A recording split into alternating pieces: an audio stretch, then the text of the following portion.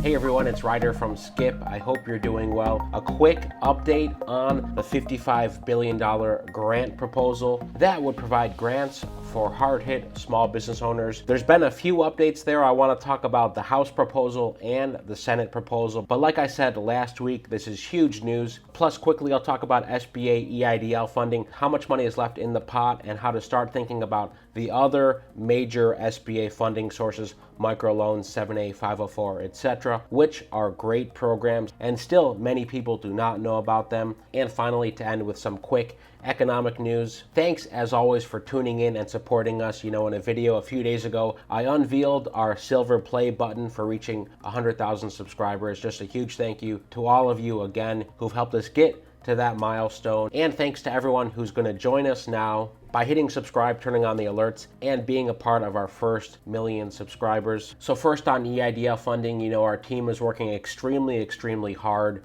to try to help as many of you as possible in your EIDL increases and reconsiderations. Not only that, but other new funding sources. We have new lending partners. We're helping people with new SBA programs. Unfortunately, we've booked up this week, but we've opened up a few spots over the weekend and next week. If you go to helloskip.com/join, you'll see VIP is available, premium is sold out. Bottom line, if you need funding help, SBA funding help, we would love to help you, and you can book risk-free. The big news I talked about last week is the $55 billion in additional small business relief that passed the House of Representatives. The long of the short is the House bill allocates grants of up to $1 million for certain hard-hit businesses. It looks like that would be for businesses with less than 200 employees that had a 40% or greater revenue decline during the pandemic. The Senate has a competing package with stricter eligibility. It would also replenish the RRF, $40 billion instead of $42 billion, and there would be $8 billion in the Senate package set aside for hard-hit sectors. So it would only pick a few sectors. I want to share which sectors that would be in case this is the one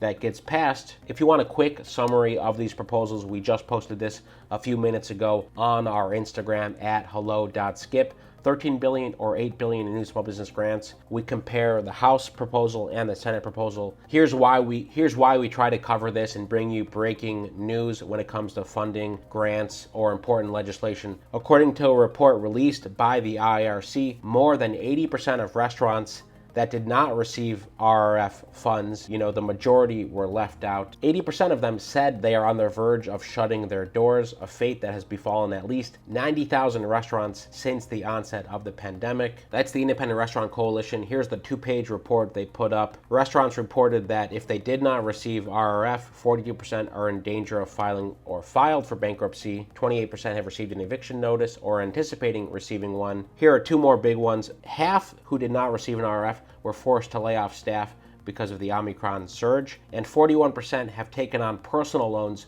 to support their businesses since February 2020. So timing's so important there. Another interesting fact here, 89% of businesses report raising their menu prices and 91% report difficulty hiring during 2021. So it's good that both House and Senate proposals have $40 billion to replenish RRF. The House actually $2 billion more. The key difference is in the proposals for other businesses. House says $13 billion for hard-hit businesses.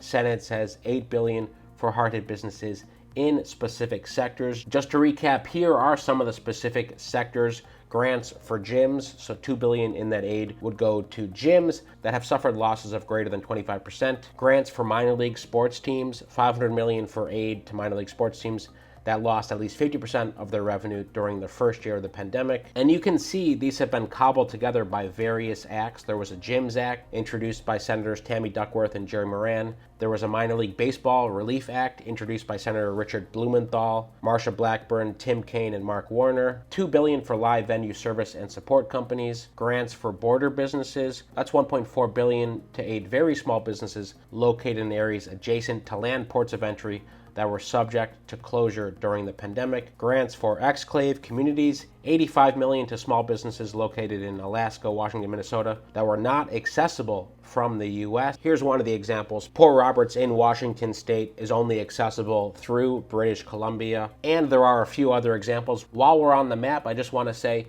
I just spent a couple days in Texas. If you're in Texas, chime in the comments.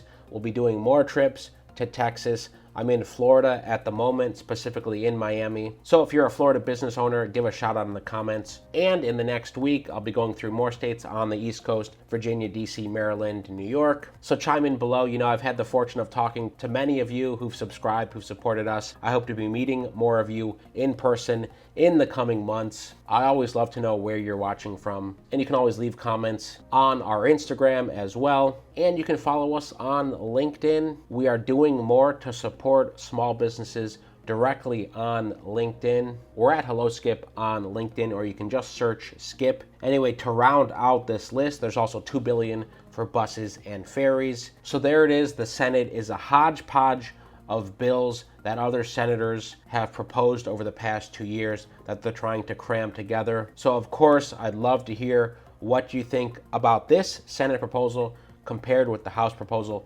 Many of you have already said, of course you support the House proposal because there's wider eligibility. Of course, if you fall into one of these categories, you'd probably more likely support this bill. Okay, before I briefly talk about inflation, just want to say here, look, $12 billion left in EIDL funding. That's a little under 2 weeks. But there's other big SBA programs. What's the new EIDL? It's the SBA microloans. I'm going to do an in-depth video on microloans. We're helping people apply for microloans. You're going to be surprised by these. The way I look at it is this: because millions and millions of small businesses across the U.S. needed help over the past 2 years, many have discovered for the first time the power of the SBA to help your business grow. Now that you know about the SBA, getting the funding you need to meet your business goals shouldn't be an issue. Of course, if you always tune into us, we will keep you posted on everything. I've got a grand announcement coming later this week. But here we go. Inflation news accelerated to 8.5% in March, hitting a 4-decade high. This was announced yesterday by the Labor Department. Based on what people pay for goods and services, that's its fastest annual pace since December 1981.